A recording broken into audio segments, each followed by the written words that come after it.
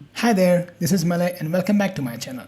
Well, in today's video, let us see how do we list all the files in the document library folder of SharePoint Online using Power Automate Desktop. Let's get started.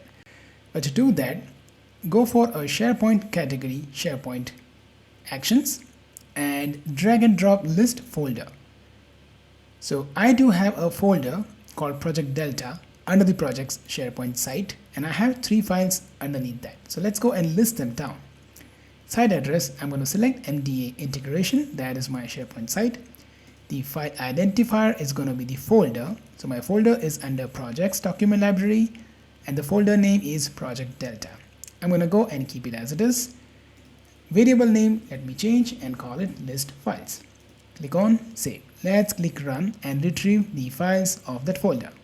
If you double click on the variable, you got 3 values returned. If you click on more, you will be able to see that the object contains the different properties like the ID, name, display name, path, last modified, size of the file, and so on and so forth.